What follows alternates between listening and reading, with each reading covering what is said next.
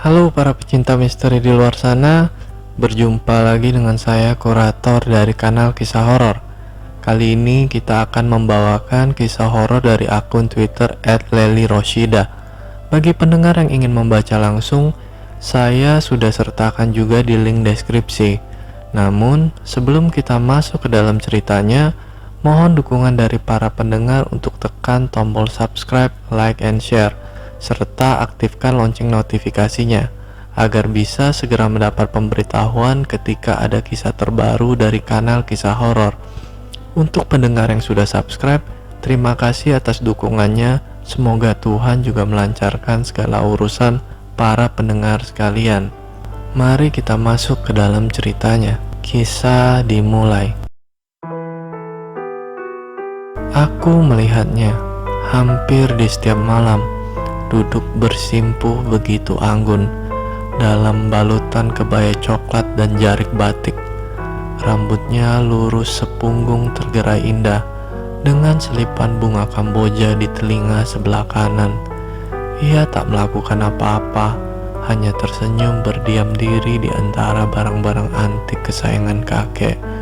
3 malam sudah aku berada di rumah kakek untuk menikmati liburan semester tahun ini. Tugas-tugas dari dosen terasa menjemukan dan sukses membelitkan otakku. Aku butuh merefresh diri dari segala hiruk-pikuk aktivitas kuliah. Desa kakek yang asri adalah tujuan terbaik untuk menenangkan diri. Apalagi aku tak pernah menginjakan kaki ke sini semenjak lulus SMP. Ku nikmati udara segar sore ini dengan menyeruput secangkir kopi di teras rumah kakek. Cicitan suara burung yang menari-nari di atas pepohonan rindang di halaman rumah, disertai gemerasak dedaunan yang beradu di terpa angin, mampu merilekskan tubuh dari segala kepenatan. Kepulan asap kopi panas sengaja kudekatkan pada wajah untuk aroma terapi. Kuhirup perlahan aromanya.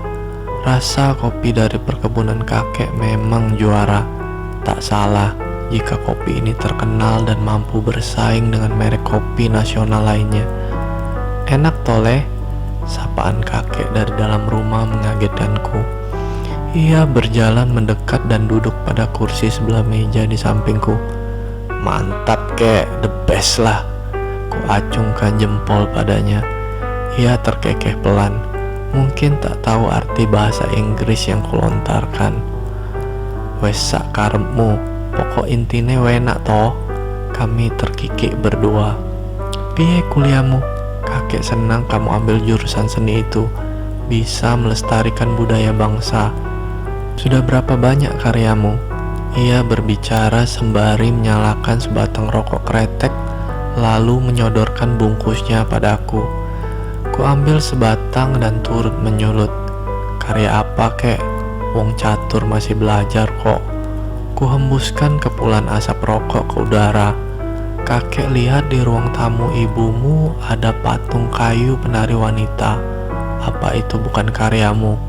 Aku tergelak, menyesap kembali rokok dalam selipan tangan. Engge, itu karya pertama catur. Kakek suka. Kulirik wajah keriputnya yang sedang menghembuskan asap. Apa mau ditukar sama salah satu punya kakek, tambahku. Ia membalas lirikanku terkekeh lagi. Boleh, asal jangan keris kesayangan kakek. Itu keramat. Kedua alisku seketika naik, menatap pemilik wajah sendu itu penuh penasaran, menanti lanjutan kalimatnya. Anehnya ia terdiam lalu mematikan rokok dengan menancapkan puntung rokok pada asbak di atas meja. Ia hanya tersenyum lalu berdiri dan meninggalkanku tanpa penjelasan lebih pasti. Tengah malam, kurasakan dorongan di kandung kemih membuatku terbangun. Buru-buru aku berjalan menuju kamar mandi untuk mengeluarkan air tubuh yang semakin mendesak. Setelah menuntaskan hajat, kembali aku berjalan menuju kamar untuk melanjutkan mimpi. Saat melewati ruangan khusus barang antik kakek, aku terkesiap menghentikan langkah ketika melihat sekelebat bayangan dari pintu yang sedikit terbuka. Ku dorong perlahan pintu itu. Sontak aku berjingkat, menemukan seorang perempuan cantik duduk bersimpu layaknya seorang sinden. Aku terperangah memandang sosoknya, begitu ayu, khas gadis desa. Perlahan ia menatap wajahku yang menyembul di balik pintu. Aku hanya mematung. Bibirnya melengkungkan senyuman indah dan sedikit mengangguk sopan untuk menyapa. Ku balas sapaannya dengan mengangguk kembali. "Kamu ngapain, Le?" Suara kakek dari belakang mengagetkanku. Aku menoleh cepat padanya. Enggak, Kek. Catur habis pipis tadi." Tergagap aku menjawabnya. Entah kenapa ada perasaan bersalah karena sudah lancang mengintip kamar khususnya. "Sini, tak kasih tahu." Ia mendorong pintu di depanku, membuka lebar pemandangan dalam kamar. Aku mengernyit. Kemana perempuan cantik tadi? Ku edarkan sorot mata ke sekeliling. Rasanya tak mungkin ada tempat untuk bersembunyi. Aneh. Beragam guci antik, cincin dan batu akik besar, serta lukisan dan patung menghiasi isi kamar. Kakek mengambil sebuah keris dalam kotak kaca yang berbalut rangkaian melati. Wangi sekali. Ini keris yang tadi kuceritakan. Namanya Cundrik Ayu. Ia menyerahkannya padaku. Kedua tangan ini bersiap begitu saja menerima keris indah itu. Dengan menengadahkan tangan layaknya sikap berdoa, kupandang keris ini dengan perasaan aneh. Aku merasa bahagia, haru sekali. Bahkan mataku sampai berkaca-kaca melihat warangka keris dengan ukiran bunga indah. Syahdu sekali. Rasanya tak ingin aku melepasnya. "Sudah, Le. Sekarang kamu sudah tahu kalau ini barang kesayangan kakek. Jangan sekali-kali kamu memintanya dariku." Ia mengambil cepat keris itu lalu kembali memasukkan dan merebahkannya pada kain bludru merah dalam kotak kaca. Aku hanya mengangguk mengerti. Kakek menarikku keluar kamar yang masih bergeming. Bahkan saat langkah ini sudah berada di luar kamar, mataku tak henti ingin selalu menatap keris itu. Aku pun tersadar ketika kakek menutup kasar pintu ruangan. Sudah, kakek mau tidur. Aku menunduk dan mengangguk membiarkannya berlalu. Kupandang kembali pintu kamar itu. Kenapa ada perasaan kuat untuk memiliki keris keramat itu? Aku mendesah, menggelengkan kepala untuk membuyarkan keinginan salah ini. Aku tak boleh begini. Kulangkahkan kaki cepat menuju kamar kembali. Malam-malam berikutnya aku selalu terbangun hanya untuk sekedar mengintip sosok perempuan itu.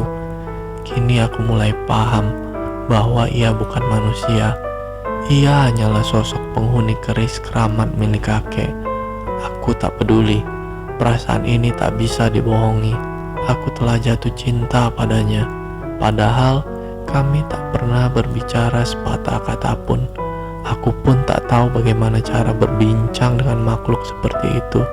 Apa ia bisa bahasa manusia? Aku tahu ia juga merasakan hal yang sama denganku. Terlihat dari sorot matanya yang penuh dengan binar cinta. Hingga suatu malam aku bermimpi sedang duduk berdua dengan Cundrik Ayu. Kuselipkan rambut panjangnya yang terhempas angin dalam sela telinganya.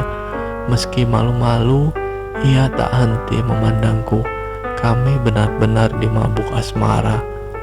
Sebuah sentuhan dingin pada ujung kaki membangunkanku. Tatkala ku buka kelopak mata ini, aku terperangah melihat sosok Cundrik Ayu duduk di ujung tepi kasur, menatapku dengan mata bulat indahnya. Kududukkan tubuh ini memandangnya. "Cundrik Ayu, apa yang kamu lakukan di sini? Bagaimana kalau kakek sampai tahu?" Ia tak menjawab apapun, masih memandangku dengan senyuman mengembang. Apa ia tak mengerti bahasaku? "Hei, kembalilah. Aku tak ingin kakek salah paham dengan ini." Sebuah tarikan pada gagang pintu membuatku menoleh cepat. Kutemukan kakek berdiri menatapku dengan pandangan geram. "Catur, bocah semprul. Sudah aku bilang jangan berani menyentuh Cundrik Ayu. malah dikeloni kayak gitu. Aku bingung apa maksud kakek. Kulihat sosok Cundrik Ayu sudah tak ada di sana. Namun anehnya, keris kesayangan kakek sudah ada dalam genggaman tanganku. Bagaimana bisa? Kakek berjalan mengentak dan merebut paksa keris Cundrik Ayu dariku. Kek, sumpah, Catur tak tahu kenapa tiba-tiba keris itu ada di sini. Ia melotot tajam penuh amarah. Kamu tahu, kakek membeli keris ini dengan mahar sebaru kebun kopi kakek. Ini barang berharga. Ini adalah keris peninggalan almarhumah nenek kamu, dan aku sudah menganggapnya sebagai pengganti nenekmu. Tega-teganya kamu seperti ini. Ku hempaskan tubuh ini turun dari kasur, berlutut memohon di bawah kakek. Ngapunten kek, Catur benar-benar tak melakukannya. Ini salah paham. Kupandang wajah wibawanya dari bawah. Ia membuang muka, tenggorokannya bergetar-getar seolah menahan emosi yang kian memuncak. Baiklah kek, malam ini juga Catur akan pulang. Agar kakek tak terganggu lagi dengan keberadaan Catur di sini, aku minta maaf. Kutundukkan wajah menghindari wajah murkanya. Ia tak menjawab apapun, segera berlari meninggalkanku dalam keadaan bersalah. Dalam bus malam, ku pandang jalanan gelap dari kaca sebelahku dengan tatapan kosong. Aku begitu menyesal harus pergi dari rumah kakek dengan masalah seperti ini. Bagaimana jika orang tua aku tahu? Aku tak mau dianggap anak durhaka. Ini sungguh salah. Tapi apa aku salah jatuh cinta? Ini benar-benar tak adil.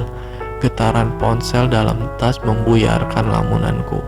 Kubuka perlahan tas di atas pangkuan untuk mengambilnya. Mataku membulat.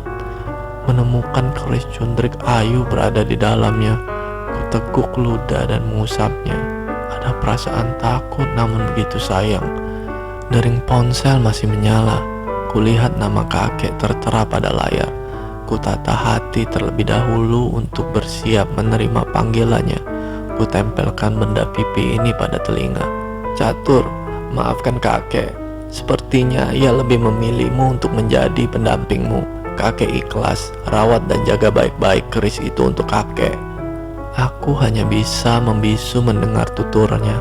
Tanpa menunggu balasan dariku, kakek segera mengakhiri panggilan. Sentuhan halus di tangan menggerakkan kepalaku untuk menoleh ke samping. Kutemukan Cundrik Ayu duduk sumringah, lalu menyenderkan kepalanya pada bahuku. Tak bisa aku rasakan tubuhnya. Hanya hawa dingin terasa menelusup dalam kulit. Aku bahagia, memejamkan mata dan mendekatkan tubuh pada sosok dingin yang tak bisa aku sentuh. Cundrik Ayu, kekasihku.